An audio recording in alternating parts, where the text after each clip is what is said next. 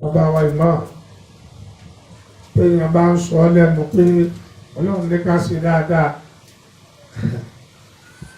tí ọ̀sọ́ iṣẹ́ tí ń bẹ lábẹ́ ìgbà títẹ̀ máa tẹ̀sírí gbọ́ kálukú ń kára rò pé ó lè mọ̀ á sọ fún jàmá pé ọba tó ní ẹsẹ̀ náà mọ̀ pọ̀ lè.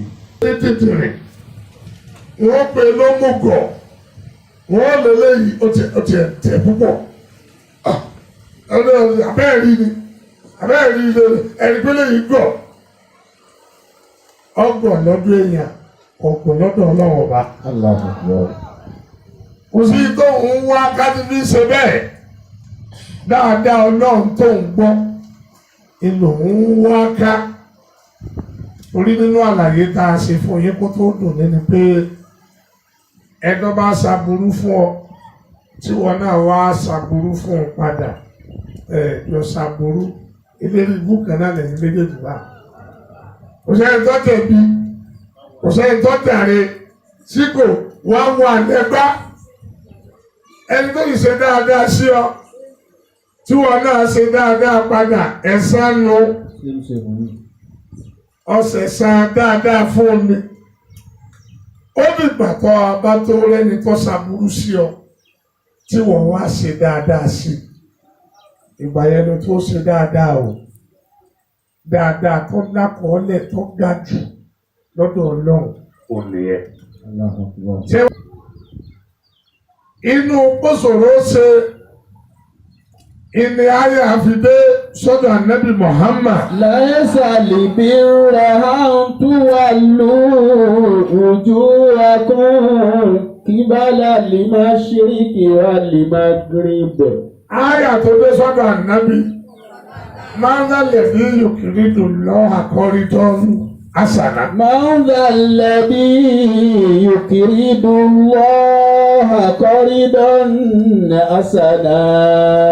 Quran chapter 2 verse 45. فَيُضَاعِفَهُ أَضْعَافًا كَثِيرَةً وَاللَّهُ يَقْبِضُ وَيَبْسُطُ وَإِلَيْهِ تُرْجَعُونَ. Nígbà tí a ń bọ́rọ̀ bọ̀ lánàá a sọ̀rọ̀ nípa Abu Da'ada'i bó ṣe sórí ire gbogbo àlàyé tá a ṣe nípa pé bá ànábì ṣe ń sọ fún wa pé mẹ́sẹ̀jì mà dé látọ̀dọ̀ ọlọ́run nípa ní òwe òun ní nǹkan. ní wíwí tó dáa. فَيُضَاعِفَهُ لَهُ. ànábì ṣe wá ṣàlàyé fún wa. Abu Da'ada'i lójú ẹsẹ̀ ní sórí ire ìyàwó rẹ̀ ṣe ọmọ rẹ̀ ṣe gẹ́gẹ́ bá a ṣe kéde fẹ́yìn náà nísìn ipe afẹ́ fi 20,000 káfí ra ẹ̀mí nǹkan 200,000 ṣẹ́wọ̀n pé láì ní 20,000 200,000 yìí lè bàjẹ́ pátápátá. Owó lẹ fi ṣẹ́fù owó kalẹ̀. Bẹ́ẹ̀ náà ló ṣe lò ó. Ọ̀rọ̀ yìí wá ṣe déédé pẹ̀lú ọ̀rọ̀ ànábì wa Muhammad kan. Sallallahu alayhi wa sallam. Ẹ bá pariwo ànábì ni ó jẹ́rìí jù. Sallallahu alayhi wa sallam. Ọ̀rọ̀ tí mo fẹ́ fi júwe yìí, mo fẹ́ ká ẹ tó fi múra ni o. Ìtọ́jú kí n fẹ́ fọ̀rọ̀ yìí sáré júwe. Níjọ́ kan. Ànábì wa Muhammad sallallahu alayhi wa sallam ń sọ̀rọ̀ pẹ̀lú àwọn sàábé wá tí ó yé wọn pé àwọn kan tó ń bọ̀ wá lẹ́yìn bá lọ tán wọ́n lọ́lá púpọ̀ ànábì ń ròyìn wa àwọn sàábé yu'minuna bil ghaibi. àwọn sàábé wa tó ń sọ pé àwọn àwọn ilé tó ń bọ̀ tóbi lọ́lá tó wà káwọn náà kọjá pé wọ́n máa jẹ́ ní yìí lọ́dọ̀ Ọlọ́run. àbá wa tó ṣe tafsir Ibn Kathir ọwọ́ ṣàlàyé báyìí pé. innahum qawmun ó ní àwọn tá ànábì sọ yẹn ìjọ kẹni wọ́n. لم يروني ó ní wọn ò fojú wọn rí Muhammad. ومع ذلك آمنوا به. síbẹ̀síbẹ̀ tẹ́ bá sì dákọ̀ ànábì wọ́n ti gbé gbogbo ayé wọn kalẹ̀. وأنتم تروني. ànábì sọ gbọ́dọ̀ pé ẹ̀yin sábẹ́ ṣe bẹ́ẹ̀ rí mi ẹ rí gbogbo mírèkù mi lè fi gbà ẹ rí mi sójú ẹ rí àwọn pàfọ́mánsì mi sójú yìí ni mo fi pé ọ̀run sọ̀kalẹ̀ sójú yìí ni mo fi pé òṣùpá ọ̀sọ̀kalẹ̀ bí gbà títí yìí tẹ́ ẹ bá gbà ẹ̀yin rí nǹkan àwọn tí ń bọ̀ yìí wọn ò rí nǹkan kan wọ́n sì fẹ́ẹ̀ ní kú nítorí tèmi. sallallahu alayhi wa sallam.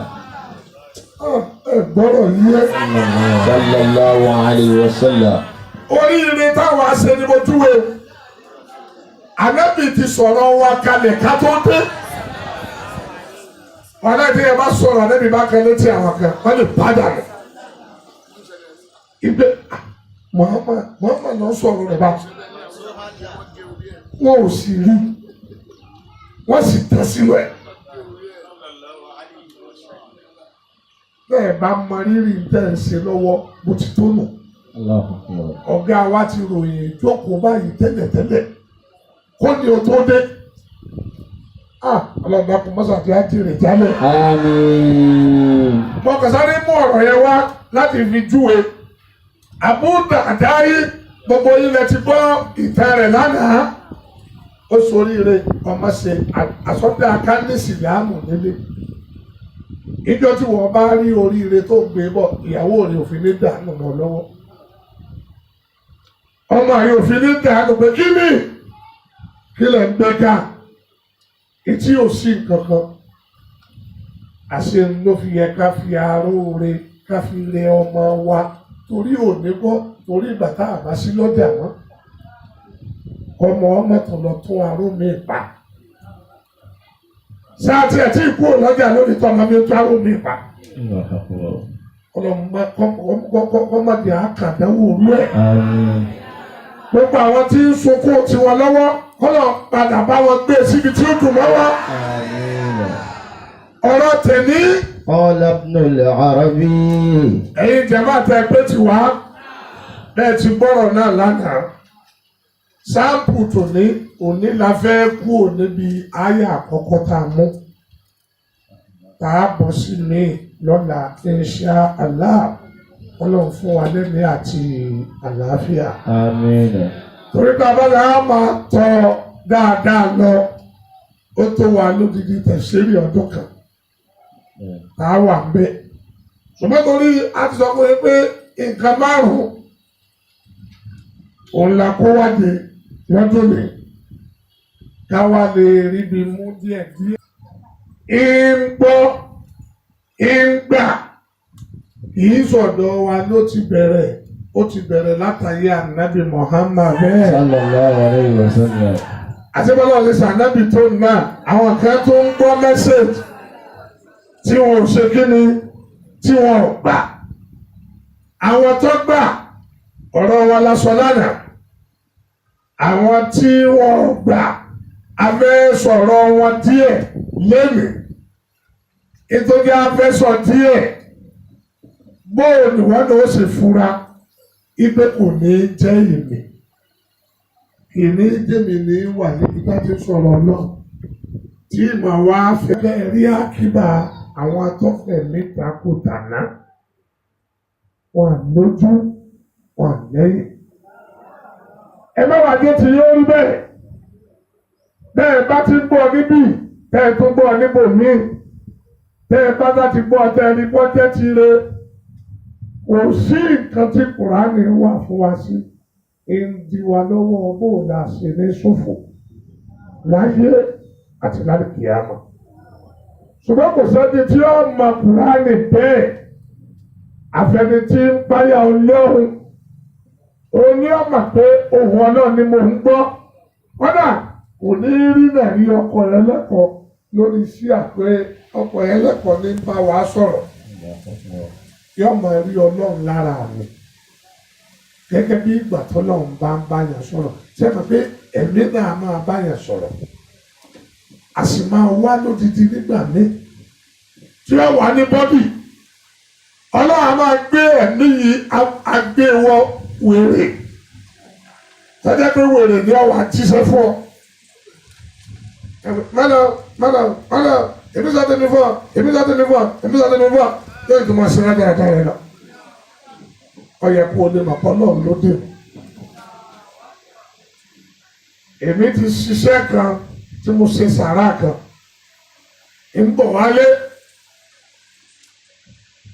lọ́pàdé mi ní pé mẹ́tọ̀ọ̀rọ̀ rẹ lójú o mẹ́tọ̀ọ̀rọ̀ rẹ lójú o mọ́rò kó ṣe kan o mọ́rò kó ṣe kan o ọmọ tó tẹ̀lé mi wá ní mo ní tètèrè ní ọ ọmọ pé ń bá mi sọ̀rọ̀ lọ ìmísí ọlọ́ọ̀nà mákè tó sí ọ̀tún ẹ lójú túbọ̀ tó máa ṣe é báyìí ni olúwa ẹni tó bá mọ ọlọ́run yóò máa wá káàkiri lọ́nà tó nígbà dààmú wọ́n tó ní tẹ̀sùnmá ta ló tó polú ọjà fún ọ níbi kan tó lérò kó tóbi tọ́lọ̀. wọ́n bọ̀ wá. Qala Ibn al-Arabi. àlàyé gbogbo tí mo fẹ́ sọ ni mo ti mú wá o wọ́n fẹ́ kẹ́ tẹ̀lé mi lẹ́ẹ̀kan náà wọ́n jẹ́ pé gbogbo àlàyé tí mo bá ṣe ẹ tètè gíràpẹ̀.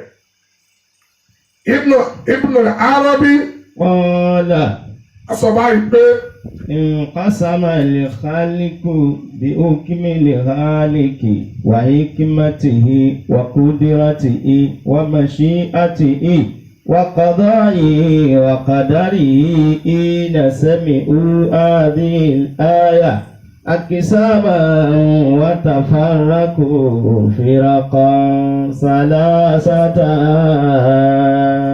Afa àwọn tàwí ó ní ìpín tí Ọlọ́run pín gbogbo ẹ̀dá sí pẹ̀lú ìdájọ́ ẹ̀ pẹ̀lú ìkímà rẹ̀ pẹ̀lú agbára rẹ̀ àti bọ́lọ́run ti fẹ́ àti ìdájọ́ ẹ̀ gbogbo tó ń kà yìí àti kádàrá rẹ̀. Ina sami'u man dha alladhi yuqridu Allaha qardan hasana. Jàmáà tó jòkó yìí gbọ́ Ọlọ́run yé. Èèyàn bíi ti yín ní kí Ọlọ́run yìí. Bí wá ti pé ń kì í lásán, ń kì í máa wà. Ó ní gbogbo ohun tó ń kà kalẹ̀ yìí, gbogbo ìpín yìí ní ń bẹ lára ọmọ ànábì Ádámà. Ìlẹ́ni tí ń sorí ire fi ń ṣe é. Lẹ́ni tí ń fi ń sorí ikú náà kò rí bí yẹ sí ni. Tọ́ bá rí bí yẹ ìbá yẹ gbọ́ gbogbo tó àfa kà ní sí. Wáyé kì má tì í, wọ́n kò ní láti í, wọ́n mà ṣí àtì í, wọ́n kò náà yí. Àṣẹ́ni tó gbọ́rọ̀ náà tó tẹ̀lé kádàrá lọ́sẹ̀ lé lórí. Ẹni tó ní kí ni wọ́n wí wá sí wọn ni wọ́n ń ṣe ẹ má bá wí o ibi tí ń lọ ní ń pè o bí òtẹ́nu náà kò ní tí òpó jàmbá tó pé tiwa Ọlọ́run ṣe iná lé wọ̀ fún ọ. Bàbá rí ibi tọ́lọ̀ tó sọ̀kalẹ̀ sí. Báyìí láti jọ ohun. Ẹ̀rọ tó Ọlọ́run. Fatafarraqu firaqan salasata. Àti gbogbo ọ̀rọ̀ tá a máa gbọ́ àwọn kálukú lọ́nà tí máa gbọ́ sí. Níbi ti pé ẹ̀gbọ́n tí lágbájá sọ lónìí. Ọmọ burú kìíní. Ẹnì kejì sọ pé kò yẹ kó bú. Ọ̀tọ̀ lẹni tí ń bú. Kálukú ọ̀wà ayé aṣọ oríṣiríṣi ọ̀nà. Ilé tí jáde láyé ẹlòmíì ò ní wọ́n pa á nì, ẹlòmíì ò ní wọ́n pọ̀ ọ́ nì, ẹlòmíì ò ní wọ́n ṣe é nì. Kálukú ọ̀sà sọ déédéé tí ó mú sórí ire àbí kò sọ tí ó mú sórí ire. Ọlọ́mọdé sọ wá bẹ́ẹ̀. Fatafarraqu firaqan salasata. Àyà tá a kàlánà náà táfà wa kà fún wa nísìnyí ìgbà tí Jìbìrìlù dé tí kà á fà Nábì Muhammad sallallahu alayhi wa sallam. gbogbo àwọn tí ń bẹ́ẹ̀ ń tọ́nà ọ̀nà mẹ́ta ni wọ́n gbọ́ sí. Al-firqatul ula. àwọn àpé àkọ́kọ́ bí wọ́n ṣe gbọ́rọ̀ náà sí. Ar-razila. àwọn ni wọ́n wà nípò tẹ̀ǹtẹ̀lẹ̀ tí wọn ò soríire látara àyà náà. Qalu. tẹ̀síìrì tẹ́yìn wá ń gbọ́ yìí ọlọ́wọ́ tiẹ̀ soríire látara ẹ̀. Àmín ya Allah. Qalu. tẹ̀síìrì tẹ́lẹ̀ òjì áwí ti wà náà. Àmín. tẹ̀síìrì táwọn alẹ́ ṣe yìí ọlọ́ọ̀kí á soríire látara ẹ̀. Àmín. kúrẹ́ wà ká ṣe é bí tiwa yìí náà síbẹ̀síbẹ̀ wọn ò ní ríbi dé sí. wọ́n ń júwe ọ̀nà fún yẹn ní inú gbó ni wọ́n wà.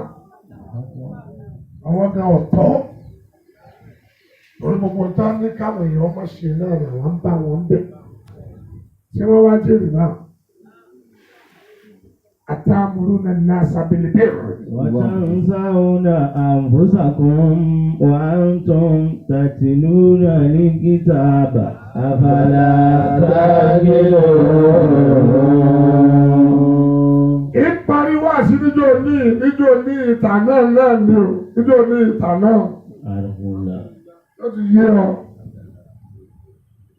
wá sí tí mo ṣe náà lẹ́nìkan fi wá bá mi pé làwọn báyìí náà lẹ́ni olówó nídìí tálíkà náà nídìí olówó.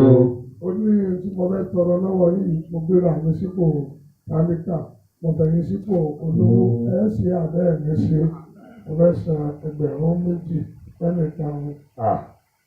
ó ti di ṣíṣe lọ́nà ara mi náà wá sí ti kọ́kọ́ bẹ̀rẹ̀. abẹ́lókè irun náà mo wá béèrè. ó sì lóun wá béèrè ọ̀rọ̀ ọ̀run àsọwá ẹsàmọ̀sù. àṣewá ṣe wá àti báwọn àfọwọ́ ní. ìgbẹ́ ẹ̀ bá tó fẹ́ béèrè ọ̀rọ̀ lọ́dọ̀ àfà ṣé wà ní kẹ́jú ni kí ni sẹ́ẹ̀ mi kí ni mo fẹ́ lọ ṣe ní mọ́sálásí àbí kí n dá lóde. tó lọ́dọ̀ lọ́mọ iye èèyàn tí ó tún kírun látara rẹ̀ àjọ fẹ́ gba sàrà. ẹ wọlé tó lọ ikọ́ ọ̀run náà ní béèrè. Ar-razila qalu inna rabba Muhammadin muhtajun fakirun ilayna. gbogbo jama tafsir bó ṣe bò mí gbogbo pàtà bá ń ka ọ̀rọ̀ Ọlọ́run ẹ má fetí tó kéré gbọ́ ẹ má fojú tó kéré wò ẹ má fi ọkàn tó kéré gbà sí ẹ má rẹ ní tí ń ké ẹ má rí Ọlọ́run ọba látara rẹ̀. tilétèrè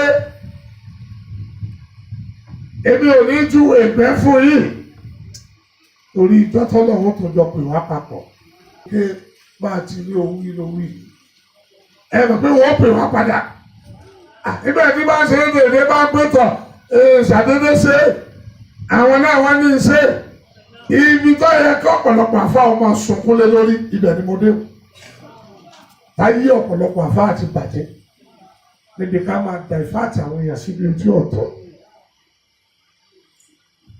Qalu. báwọn kan ṣe gbọ́ níjọ́ náà wọ́n bá lọ bá àgẹ́bí pé. Inna rabba Muhammadin muhtajun. Ayọ̀tẹ̀ àwọn agbọ́ nísìnyí tẹ́ ẹ sọ pé ọlọ́run rẹ̀ ó ní káwọn èlò ṣé bọ́lọ́run rẹ̀ ànábì bó ṣe rí ni. Fakirun ilayna wa nahnu aghniya. àṣekò lówó tó wa ọlọ́run rẹ̀ tó wá ní àwọn èlò. فهذه الجهالة لا تقفى على ذي لب. ọgbẹ́ tí bá ń gbọ́ àyà yìí لا tí ó تقفى pé عليه. ọlọ́run ò ní ẹ fi wọ́n sípò àwọn àtàkọ́kọ́ yìí àwọn ní làákàyè wọn lọlẹ̀ ọpọlọ wọn kò tí ẹ lọlẹ̀ ó dojú débi. فرد الله عليهم بقوله.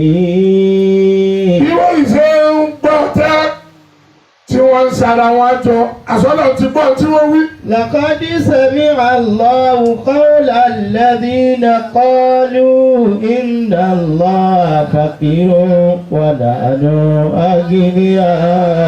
أغنياء. Ọlọ́run ní ìwọ Jìbìrìlù lọ sọ fún ọ̀rẹ́ wa lọ sọ fún olólùfẹ́ wa ọlọ́gbọ́n tí àwọn ọmọ ẹ̀yìn rẹ̀ kan ń sọ. Inna Allah فقير. Èmi Ọlọ́run ni wọ́n ń pè ní tálíkà.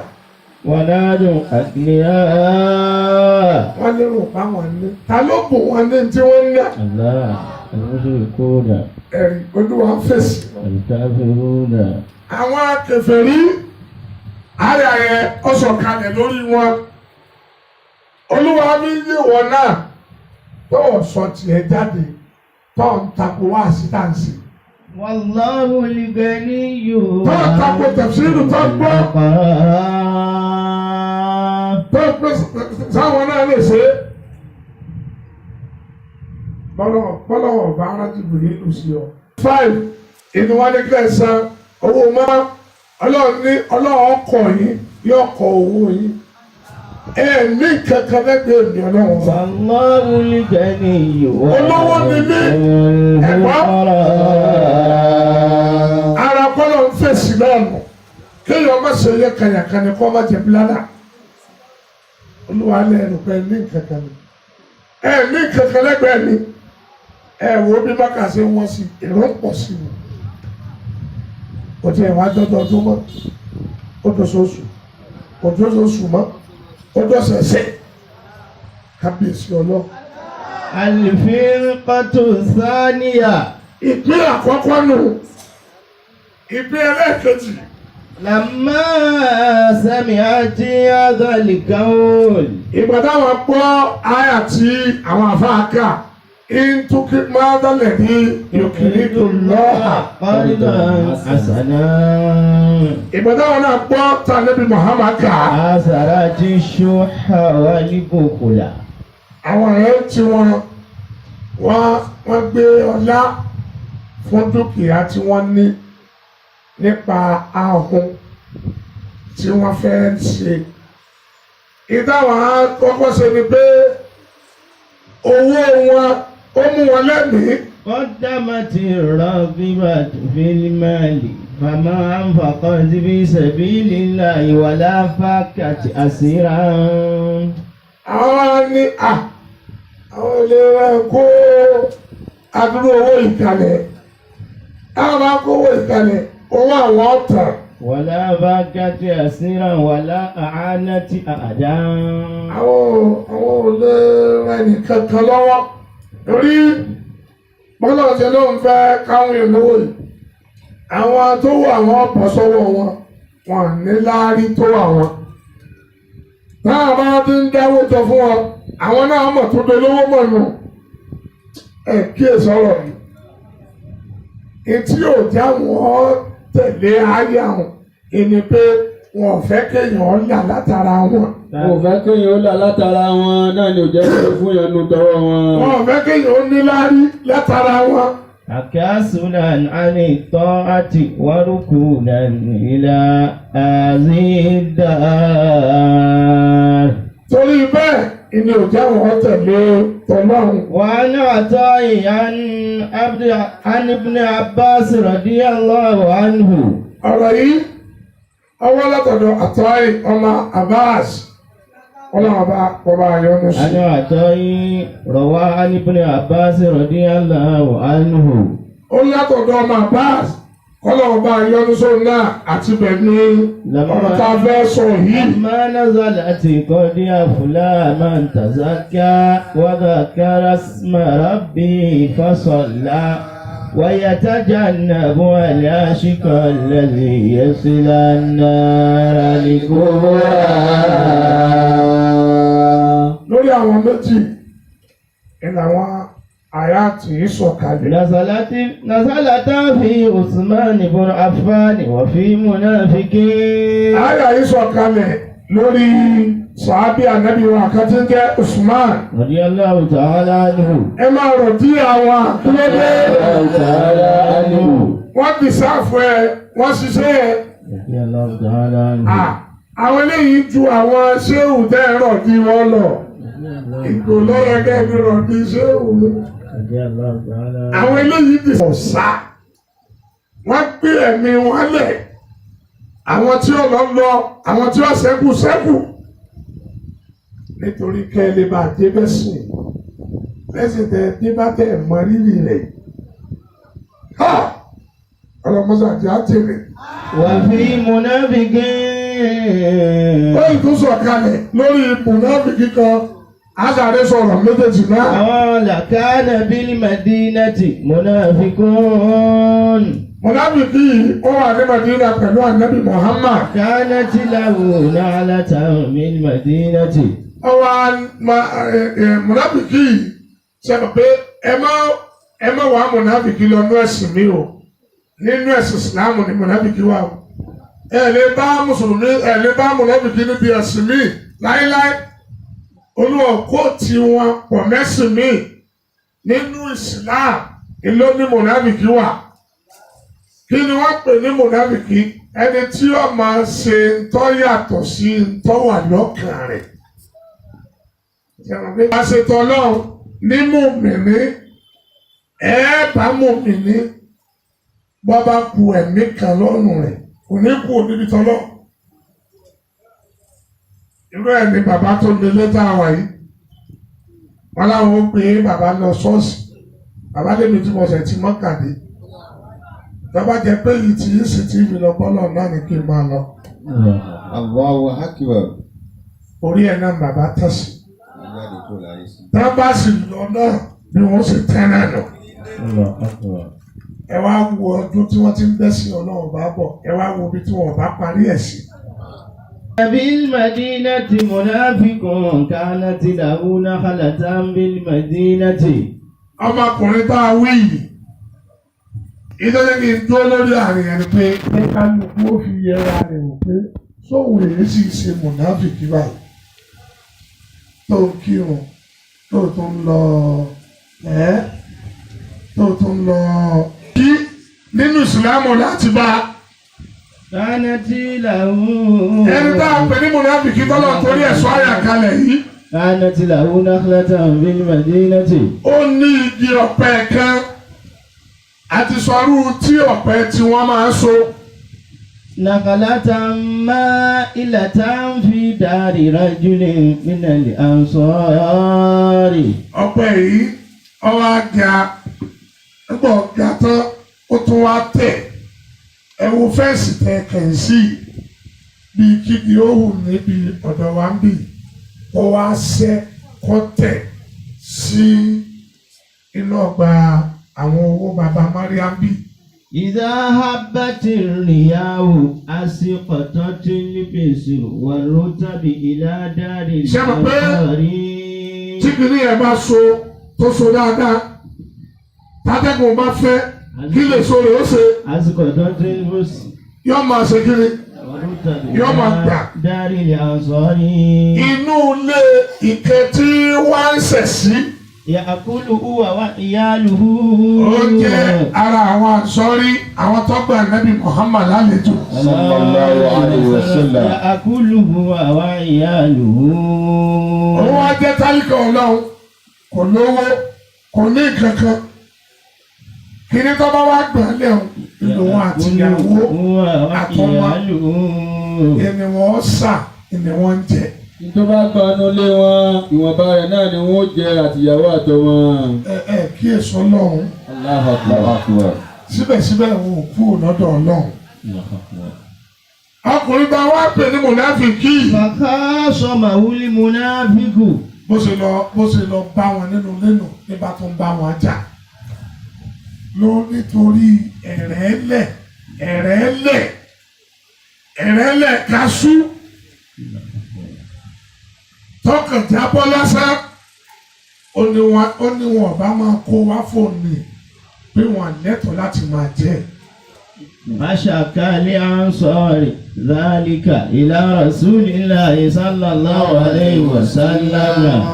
Ní àsọ́rí lọ́ba ní tọ́ Ànábì wa Muhammad sallallahu alaihi wasallam. kò gbọ́dọ̀ má gbọ́ sí ti ń ṣẹlẹ̀ yìí torí dáa pé ní mùnàfíkì yìí náà wọ́n jọ máa jòkó lọ́dọ̀ ànábì náà. Sallallahu alaihi wasallam. òun náà sì wà bẹ́ẹ̀ níjọ́ tí wọ́n ń ka àyà yìí ìtẹ́nìkan ń kó ọgbà rẹ̀ tó ní ọ̀pẹ 100 abẹ́ ti gbàgbé lánàá lójú ẹsẹ̀ náà ní pé mo kó o kalẹ̀. Mo kó lẹ̀ fọ́lọ́run. ìyàwó náà sì ń pé sọ́jà tó ranú ọkọ mi ọmọ ṣeun ọjà ńlá lórí rà yìí ọmọ yìí èèyàn tí ó tún kẹ́kọ̀ọ́ látara tiẹ̀ abẹ́ ti gbàgbé bọ́ sí ń ta òṣìṣẹ́ wọn lánàá òun náà wà ń bẹ́ o ẹnìkan kó 100 fọ́nà ẹyọ kan ṣoṣo ló ní nínú ọgbà rẹ̀ èèkàn wọn wà wá bẹ̀ kọ́ máa ká ìrẹ̀ dálẹ̀ lásán. Èyí tí ń rẹ̀ dálẹ̀ lásán náà ní ká ti mú lókè. Ìgbà tí mo lábì kí kájọ lọ́dọ̀ ànábì Muhammad. Wa huwa la ya'lamu nifaqahu. Ṣùgbọ́n ànábì ọ̀mà pé Sallallahu alaihi wasallam. mùnáfìkì ni. Ó rò pé nígbà tó ń ti jíṣẹ́ fún gbogbo wọn náà ni wọ́n ti gbà fọ́lọ́. Faqala. Ilé jẹ́ kí n máa kì í lọ. Ipe bò ní gbogbo sẹ́tẹ̀ ń gbọ́ yìí, bò ní òṣètò ní jábàámà fún yín. Ọlọ́run ní tí ó jẹ́ bẹ́ẹ̀. Àmín. Torí pé kẹ́ ẹ gbọ́ síbi tó yẹ kẹ́ ẹ gbọ́ sí, òun ló lọ́lá jù, òun ló dáa jù, òun ló dùn jù, òun àlùbáríkà wà ń bẹ jù. Faqala inna akhaka al-ansari. Ànábì ní Sallallahu alaihi wasallam. ìwọ èèyàn wa, Akhaka al-ansari. ọmọ ìyá wa, ọmọ ìyá rẹ̀ Zakara. tó jẹ́ àsọ́rí. Zakara anna misarika wa rutabaka. Ń sọ fún mi pé ọgbà rẹ̀ Yaqawu ila manzili. ọgbà ìkẹ́ wà ń bẹ̀ tó so tó wá dorí kodò sí inú ọ̀dọ̀ ọ̀hún. Faya akulu wa iyaluhu. Èso tí ń pè é lẹ̀ yìí ìlò wọn àtìyàwó ń tẹ àtọmọ. Fa'alilaka an utiyaka nakhlatan fil jannati badala. Ọ̀dà ìwọ arákùnrin èso rẹ tí wọ́n jẹ yìí tí n bá sọ fọ́lọ̀ pé kọ́ bọ́ yí padà kó fi sọ́dà ní jẹ́nà tiẹ̀ bọ̀. Faqala al-munafiq. Mùnáfìkì ẹ̀gbọ́n tó wí fànẹ́bì. Sallallahu alaihi Àbí wasallam. wàádìí láǹbì ádìní ńlá fàáyù. Olóhùn lè tayé òun kó òun fi ra ọ̀run o. Olóhùn lè tayé òun kó fi ra ọ̀run. Adéyẹmí Akramakumullah. kò ní pàtẹ́ fẹ́ yìí jàmá ẹ sàmí. Ọ̀gbọ́n wọ̀nyí àwa ṣe kílọ̀ kébé ha. Washakiyyu man ashqa bi batni ummihi. Bàbá ni tí ó sọ ní ibú láti inú ìyá rẹ̀ náà ni ó ti ṣe é wá. Wasa'idu man laysa bi ghayrihi. Ẹnìkan tí ò tí ì mọ ibi tí ń lọ ní kó 100 kalẹ̀ fọ́lọ̀. Àbí wàájìlá. Fúnra rẹ̀ nẹ́bì tó wá sọ fún ẹ. Ibi ìwọ̀nba tọkùnrin yìí ti jẹ. Utiyaka. Ṣé kí n sọ fọ́lọ̀? Nakhlatan fil jannati badala. Ibi kọ́ máa fi bọ́ ọkọ́ àdìsẹ́ńdà lọ báyìí báyìí. Qala la. Olóhùn fẹ́. Olóhùn àfàlìjẹ́nà. Olóhùn fàlìjẹ́nà o. فذكروا أن عثمان بن عفان أعطاه حائطا من نخل بدل نخلته. Usman رضي الله تعالى عنه. ọba dìde lọ́dọ̀ ànábì Muhammad. Sallallahu alaihi wasallam. Gbogbo ẹ̀yin tẹ́ ẹ ti wà nípò bẹ́ẹ̀. Ìmọ̀ mọ́sálásí ni. Àbílẹ̀ kéwú. Àbílẹ̀ kéwú ni èyí. Tẹ́ ẹ bá gbọ́dọ̀ polo sí Ọlọ́run. Tẹ́lẹ̀ yìí tẹ́ ẹ dáwó rà fún wa là ń lò yìí. Ẹlòmíì náà bẹ́ẹ̀ bí lónìí tí ọmọ àgbà tẹ́ ẹ̀ ń dáwó ẹnjìnì tẹ́ ẹ̀ ń dáwó spíkà. Ìjẹ́ ìfàní yí àbí ọmọ ajẹ́. Sẹ́yìn wa máa ń tọ́lọ̀ ti fi kọ́ kalẹ̀ fún yín. عن الإنفاق مالك ومالك واشتري جنة من غيرك وبيع نارك. Kò sẹ́ni tó wà láyé tí ò láàyè nínú náà. Kò sẹ́ni tó wà láyé tí ò láàyè lálìjọ́nà. ọ̀nà méjèèjì láti láàyè. Ànírínà rákà. Àbá wa ní ó ṣe ta iná rẹ̀ Fáàkì máàlíkà wà máàlákà. pẹ̀lú kọ́ ọ̀nà àwọn jẹ̀mọ́ wà sí yóò ti yé wọn báwọn. Fáàkì máàlíkà wà máàlákà. Ọlọ́run àgbà bá ń ṣe wá sí rẹ̀ lọ́wọ́. Àwọn ìyá wa kan bẹ láàrin yín bí wọ́n ní àwọn ò tiẹ̀ fẹ́ tà. Àwọn bu ẹni tó bá fẹ́ ra iná àtàwọn wọ́n máa fi lè sanwó wọ́n máa mú un lọ lọ́fẹ̀ẹ́. Fáàkì máàlíkà wà Sọ́rí pé máàlákà. wọ́n gbọ́ wá sí iye tẹ́lẹ́yẹ. Wàṣẹ́rì jannata min ghairi. Torí ibi tí bá ti ń wówó káàkiri ó lè bọ́ tètè rówó. Wọ́n máa mú un lọ lọ́fẹ̀ẹ́. Wàṣẹ́rì jannata min ghairika. Sẹ́ni bákùnrin mùnáfíkì ó lè sọ̀rọ̀ tán. Níwọ̀nà kọ́mọ òṣùwọ̀n. Sẹ́yìn nílé Usman. Ẹ̀rọ àwọn akéwì tá a bá wí tẹ́lẹ̀. Ó ti dé bẹ́ẹ̀ ni. Ó ní ọ̀gá wa. Àtọ́wò àìtàn. Ọkùnrin yìí tó lóun ọ̀gbà yìí. Ọlọ́run ti kẹ́ ayé ju kẹ́ máa bí léèrè lọ. Àtọ́wò àìtàn. Ọkùnrin tó lóun ṣàṣàjẹ má sa èso rẹ̀ mọ́. Odidi ọgbà oko kan mo bú ọ. ọkùnrin tó lè sa èso rẹ̀ jẹ́ yìí má ṣàjẹ́ mọ́ ọgbà oko kan mo bu ọ. Kọ́dí Instantly. Fadazala lójú ti ẹsẹ̀ àyà. bẹ́ẹ̀. Lójú ẹsẹ̀ náà ni Sùmánù dìde tó ṣe bẹ́ẹ̀. Fadazala ti àyà kọ́dí afúláhà man tazakka. Ọlọ́run ní wọn Jìbìrìlù kí ló ń wò? Kọ́dí afúláhà man tazakka. Ìka àkẹ́tì ń ṣẹlẹ̀ lọ́dọ̀ ọ̀rẹ́ mi tí ń jẹ́ Muhammad. Kọ́dí afúláhà man tazakka. Lọ sọ fún oní tí ń ṣẹlẹ̀ lọ́lọ́wọ́ ìlú Ọlọ́run náà mọ̀tá sí. Kọ́dí afúláhà man Mo ní wọn. tazakka. Ẹni tó bá ṣe irú tí Usmanu ṣe yẹn kọ́dí àfúlá ó ti jèrè. Kọ́dí afúláhà. Àlìjẹ́nà tọkùnrin ti bí yẹn àti gbé fún. àlìjánà rẹ̀ àti gbé fún un. Ní bàbá eléso tí ń wẹ́lẹ̀ tí ń sunkún. bàbá eléso kaṣú tó yẹ pé yóò padà jẹ àbí wọn bá mú náà ni. Torí tó dá àyàn sọ̀kalẹ̀ ìkànnì ẹ̀nu. Ìtàfi lọ́lá jù wá lọ fífi. Bí wọ́n ṣe ń púrátìsì tiwọn, Olúwa sì fi hàn wá pé mo dé. Mo rí yín gbogbo tẹ́ ń ṣe ni mo rí. Kọ́dẹ̀ àfúláhà. Man tazakka. Wal-firqatu thalitha. Ìpín ẹlẹ́kẹ̀ẹ́ta. Lamma sami'ati. Tẹ́lẹ̀kejì ni mo sọ yẹn tẹ́lẹ̀kẹ̀ẹ́ta. Lamma sami'ati. Nígbà táwọn gbọ́ àyà tá à ń sọ̀rọ̀ rẹ̀ látàná náà ni. Badarati ila imtisalihi. Àwọn sáré láti lọ jọrú ẹni bẹ́ẹ̀. Wa athara al-mujibu minhum bi sur'ati malihi. Yẹ gbọ́ báwọn ṣe gbọ́ ìpè báyìí, wọ́n dáhùn ní straight. Ka Abi Dahdahi wa Gẹ́gẹ́ bí àbí dàgàdá í. Àwọn nìkan kọ́ èyí bẹ́ẹ̀ náà rọra ṣe lọ́sàn-án yìí pẹ̀lú owó tó a fẹ́ fi dáàbò bo spíkà wa yìí. Ṣẹ́gun pé lójú ẹsẹ̀ bẹ́ẹ̀ ti ń gbọ́ ẹ̀yin náà dá owó náà tó sì pé. Ó sì pé wàhálà owó náà pé. Wa minhum zalimun li nafsihi wa minhum. Ẹ̀yin náà ti wà ń bẹ̀ nù.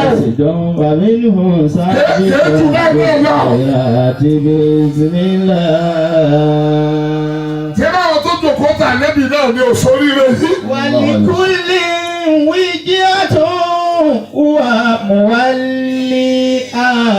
Láyà fi wá sọ̀kalẹ̀ pé ọ̀nà yòówù tẹ́ ẹ bá gbà wá Ọlọ́run. Muwalliha. Ẹ fẹ́ fi nǹkan kan lẹ̀ lójú ọ̀nà Ọlọ́run. Ẹ̀mí yóò wá sọ pé mo fẹ́ fún àfa bàbá ọkọ̀ yẹn lẹ́kọ̀ọ́ lówó. Ẹ̀ ń sọ ọlọ́kàn yìí pé Ọlọ́run iṣẹ́ rẹ ni wọ́n polóyìn ńgbà. Fastabiqul khairat. Ẹ bá ti fọ́ ọkọ̀ mi dàníyàn, o ní ládàá kékeré o. Tí n bá ti lè kí ọ pé ẹ ṣe wà ná ládàá rẹ tẹ́nu. Fastabiqul khairat. Ọlọ́run tá ànábì polo lèmi náà polo.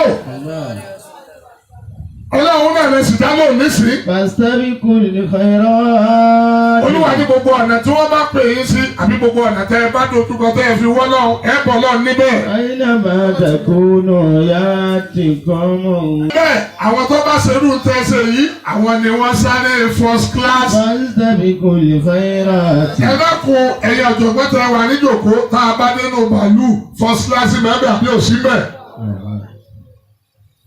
Bí síìtì ṣe máa pọ̀ mẹ́fà mẹ́jọ tẹ bá fẹ́ jòkó ní first class ẹnì kọ̀ọ̀kan ni ó dá jòkó. Oúnjẹ tẹ́ ẹ sì jẹ́ bẹ̀ ọ yàtọ̀ fún síìtì tó tẹ̀lé. Gbogbo ọgbọ́n ni mo dá nínú bàálù lọ́dún ní kí n fi ríbi jòkó bẹ̀ wọ́n wọ́ mi síbi ìkejì.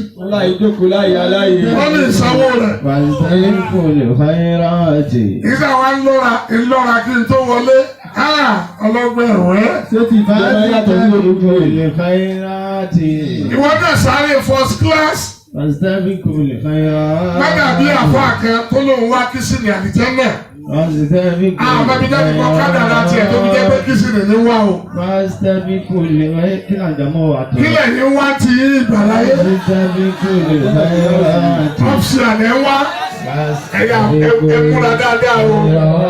Àdìjẹ́ náà yìí sọ̀fẹ́ o. aynama takunu. Ilẹ̀ ń nu àágùn lẹ́ẹ̀mẹ̀wá o. Bí Ramadana bá tó tán iṣẹ́ Ọlọ́run ọ̀tán o. Inna ala kulli shay'in qadir. Nítorí bàbá wa ìmáàmù tí wọ́n.